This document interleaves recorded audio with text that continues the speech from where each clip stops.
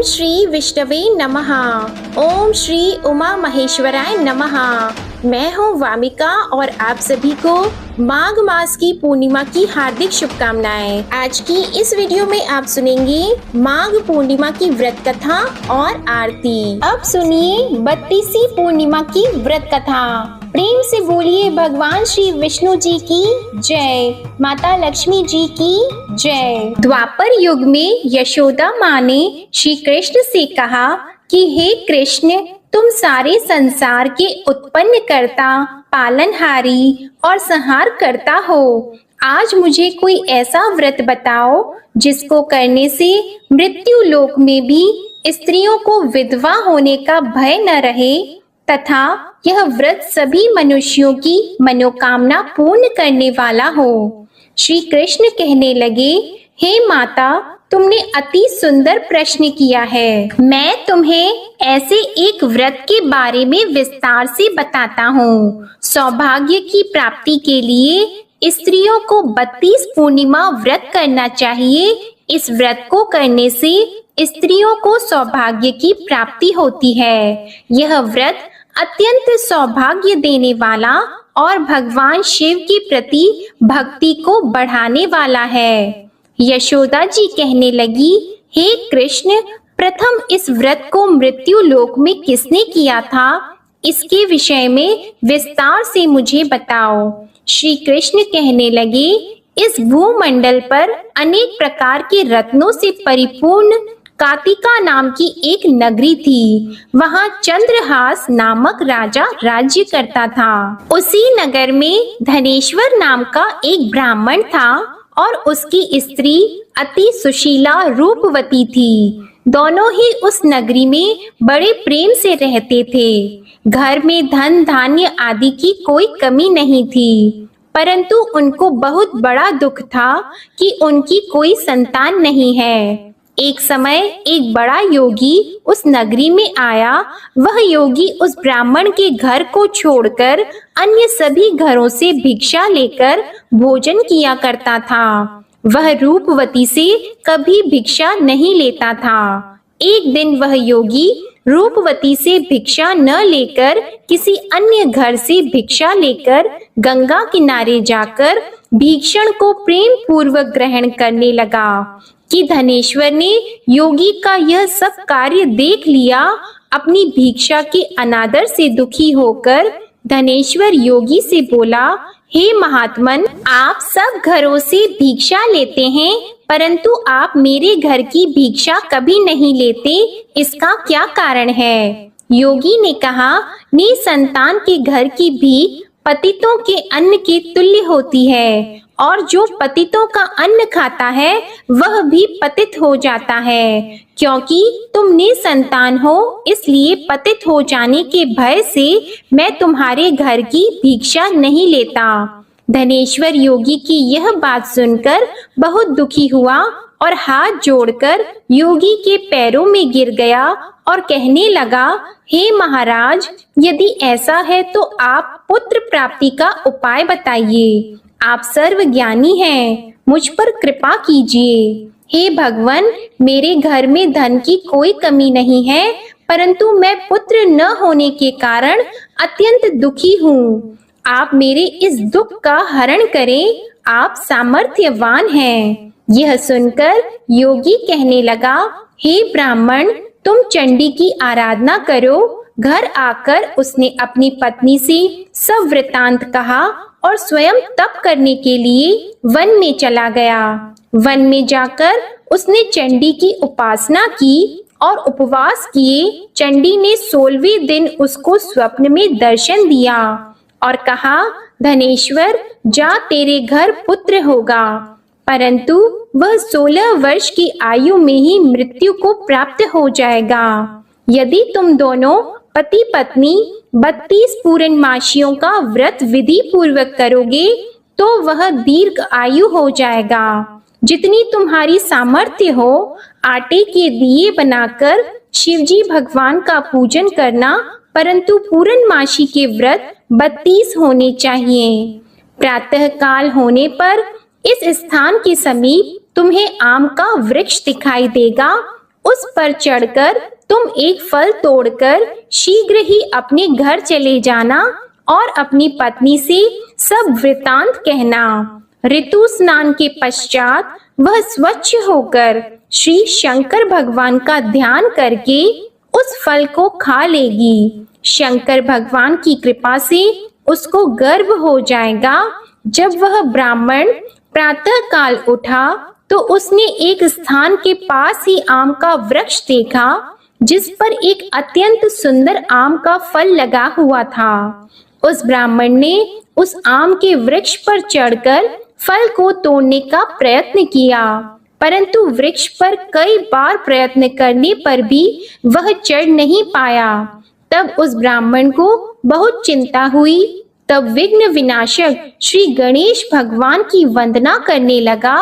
हे दयानिधि, अपने भक्तों के विघ्नों का नाश करके उनके मंगल कार्य को करने वाले, दुष्टों का नाश करने वाले, रिद्धि सिद्धि प्रदान करने वाले, आप मुझ पर कृपा करके इतना बल दें कि मैं अपने मनोरथ को पूरा कर सकूं। इस प्रकार गणेश जी की प्रार्थना करने पर उनकी कृपा से धनेश्वर वृक्ष पर चढ़ गया और उसने सुंदर आम के फल को तोड़ लिया।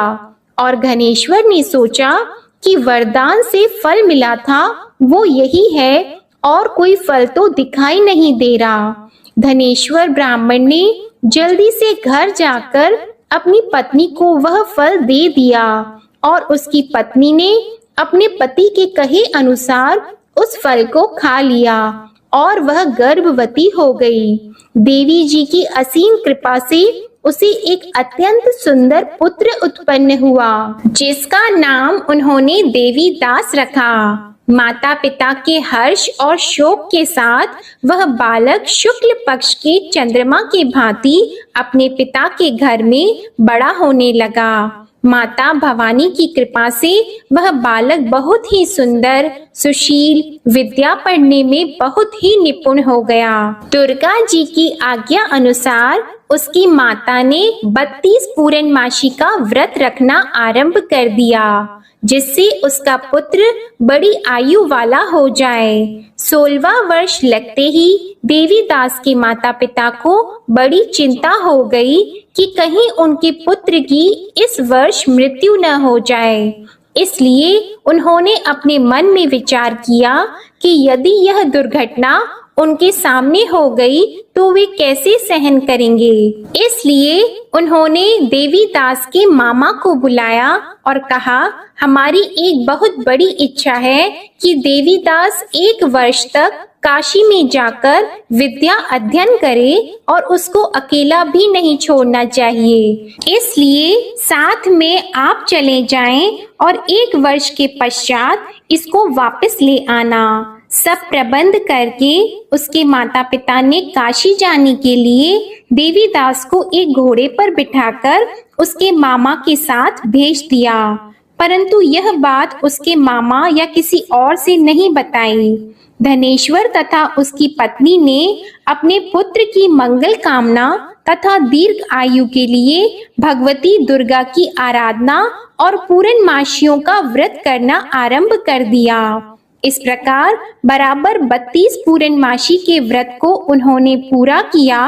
कुछ समय पश्चात एक दिन वह मामा और भांजा मार्ग में रात बिताने के लिए किसी गांव में ठहरे हुए थे। उस दिन उस गांव में ब्राह्मण की अत्यंत सुंदर, सुशीला और गुणवती कन्या का विवाह हो रहा था। जिस धर्मशाला के अंदर वर और उसकी बारात ठहरी हुई थी, उसी धर्मशाला में देवी दास और उसके मामा भी ठहरे हुए थे। संयोगवश कन्या को तेल आदि चढ़ाकर मंडप आदि का कार्य किया गया तो लग्न के समय वर को धनुर्वात हो गया। इसलिए वर के पिता ने अपने कुटुंबियों से विमर्श करके निश्चय किया कि यह देवी दास मेरे पुत्र जैसा ही सुंदर है, मैं इसके साथ ही लग्न करवा दूं और बाद में विवाह के अन्य कार्य मेरे लड़के के साथ हो जाएंगे। ऐसा सोचकर देवीदास के मामा से जाकर बोला कि तुम थोड़ी देर के लिए अपना भांजा हमें दे दो, जिससे विवाह के लग्न का सब कार्य सुचारू रूप से हो सके। तब देवीदास का मामा कहने लगा, जो कुछ भी वधू पक्ष से कन्यादान के समय वर को मिले वह सब हमें दे दिया जाए, तो मेरा भांजा इस बारात का दूल्हा बन जाएगा। यह बात वर के पिता ने स्वीकार कर लेने पर उसने अपना भांजा वर बनने के लिए भेज दिया और उसके साथ सब विवाह कार्य विधि पूर्वक संपन्न हो गए। पत्नी के साथ वह भोजन करने के पश्चात बहुत उदासीन और दुखी हो गया। उसने सब बातें जो वर के पिता और उसके मामा में हुई थी लड़की को बता दी। तब कन्या कहने लगी कि यह ब्रह्मा विवाह के विपरीत कैसे हो सकता है। देव, ब्राह्मण और अग्नि के सामने मैंने आपको ही अपना पति माना है, इसलिए आप ही मेरे पति हैं। मैं आपकी ही पत्नी रहूंगी, अन्य किसी की नहीं। देवीदास ने कहा, ऐसा मत करिए, क्योंकि मेरी आयु बहुत कम है। मेरे पश्चात आपकी क्या गति होगी, इन बातों को अच्छी तरह विचार कर लो। परंतु वह दृढ़ विचारों वाली लड़की थी। वह बोली, जो आपकी गति होगी वही मेरी गति होगी। प्रातः काल देवीदास ने अपनी पत्नी को 3 नागों से जड़ी हुई एक अंगूठी दी, एक रुमाल दिया और बोला, हे प्रिय, इसे लो और संकेत समझकर स्थिर चित्त हो जाओ। मेरा मरण और जीवन जानने के लिए एक पुष्प वाटिका बना लो। उसमें सुगंधी वाली एक नव मल्लिका लगाओ और उसको प्रतिदिन जल से सींचा करो और आनंद के साथ खेलो कूदो और उत्सव मनाओ। जिस समय और जिस दिन मेरा प्राणात होगा, यह फूल सूख जाएंगे और जब यह फिर से हरे हो जाएं, तो समझ लेना मैं जीवित हूँ। यह बात निश्चय करके समझ लेना, इसमें कोई भी संशय नहीं है। इतना कहकर देवीदास वहां से चला गया और प्रातः काल होते ही वहां पर गाजे बाजे बजने लगे और जिस समय विवाह कार्य समाप्त करने के लिए वर तथा सब बाराती मंडप में आए, तो कन्या ने वर को भली प्रकार से देखकर अपने पिता से कहा, यह मेरा पति नहीं है। मेरा पति वही है जिसके साथ रात्रि में मेरा पाणी ग्रहण हुआ था। इसके साथ मेरा विवाह नहीं हुआ है। यदि यह वही पुरुष है तो बताइए कि मैंने इसको क्या दिया। वधू पक्ष और कन्या पक्ष कन्यादान के समय जो आभूषण आदि दिए गए थे वो दिखाए, तथा रात में क्या गुप्त बातें मैंने इनसे कही वह सब सुनाइए। पिता ने उसके कहे अनुसार वर को बुलाया। कन्या की यह सब बातें सुनकर वह कहने लगा, मैं नहीं जानता। इसके पश्चात लज्जित होकर वह वहां से चला गया और सारी बारात भी अपमानित होकर वहां से लौट गई। भगवान श्री कृष्ण बोले, हे माता, इस प्रकार देवीदास काशी विद्या अर्जन के लिए वहां से चले गए और जब कुछ समय बीत गया तो काल से प्रेरित होकर एक सर्प रात्रि के समय उसको डसने के लिए वहां पर आया। उस विषधर के प्रभाव से उसके शयन का स्थान चारों ओर से विष की ज्वाला से विषैला हो गया, परंतु व्रत के प्रभाव से उसको काट नहीं पाया, क्योंकि पहले ही उसकी माता ने 32 पूर्णमासी का व्रत रखा था। इसके बाद मध्याह्न के समय स्वयं काल वहां आया और उसके शरीर से प्राणों को निकालने का प्रयत्न करने लगा, जिससे वह मूर्छित होकर पृथ्वी पर गिर गया।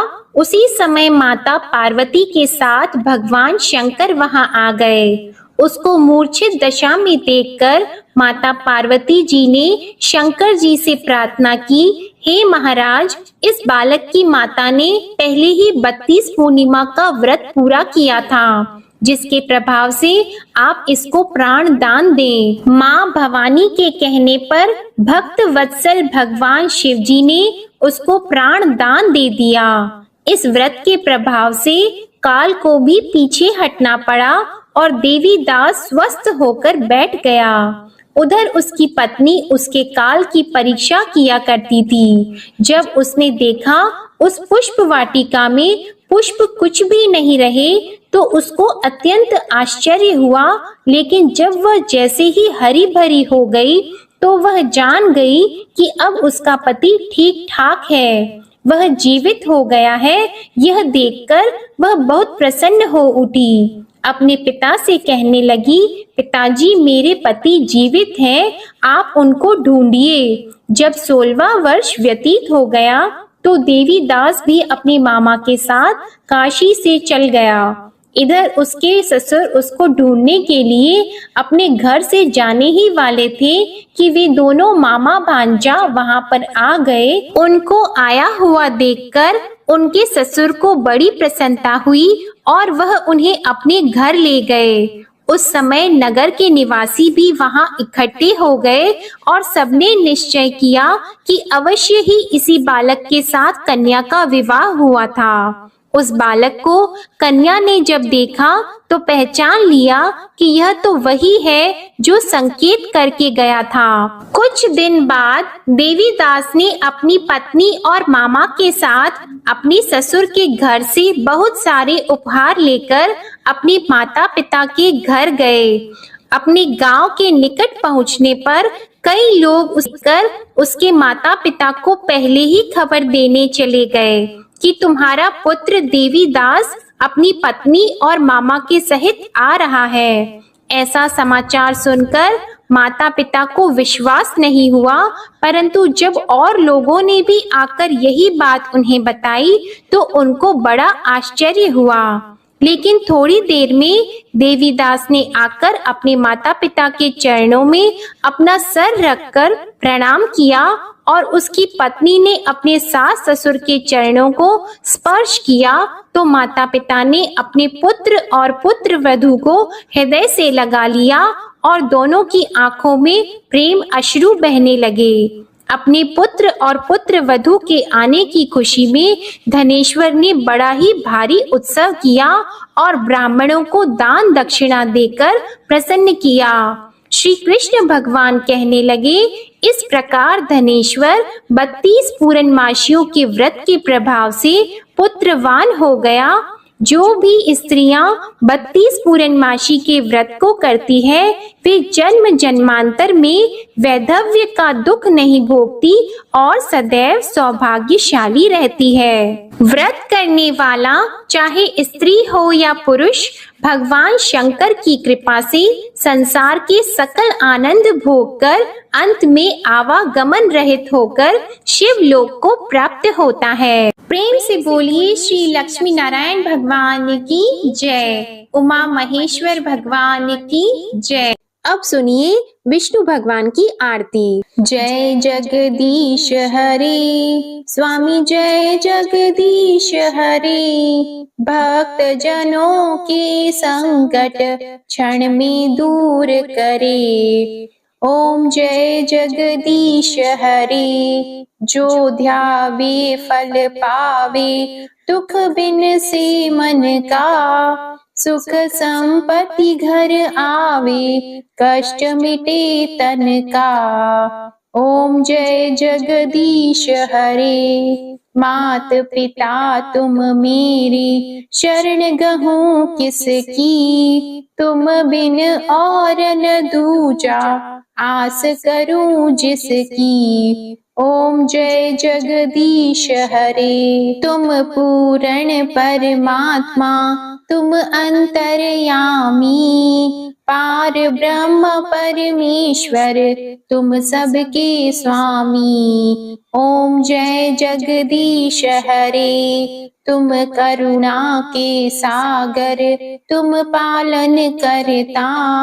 मैं मूर्ख खल कामी, कृपा करो भरता।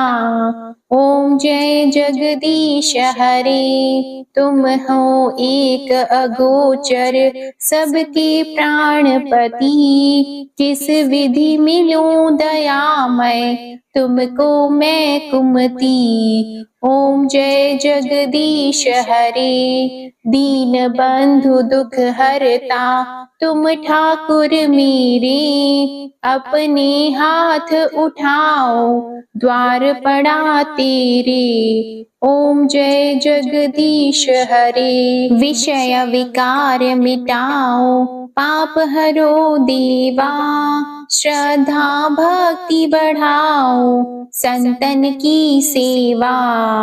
ओम जय जगदीश हरे, तन मन धन और संपत्ति सब कुछ है तेरा, तेरा तुझको अर्पण क्या लागे मेरा।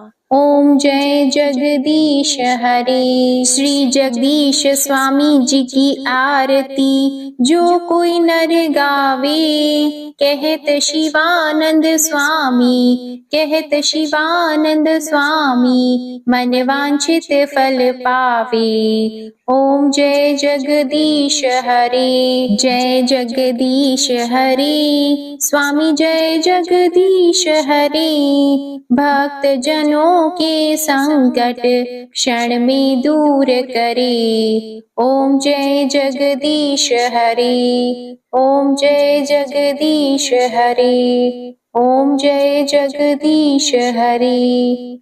प्रेम से बोलिए भगवान विष्णु जी और माता लक्ष्मी जी की जय। आपको आज की कथा और आरती पसंद आए तो वीडियो को लाइक करिएगा, शेयर करिएगा, कमेंट में भगवान विष्णु जी और भगवान शिव शंकर की जय जरूर लिखिएगा और चैनल को भी सब्सक्राइब करिएगा। जय श्री हरि नारायण।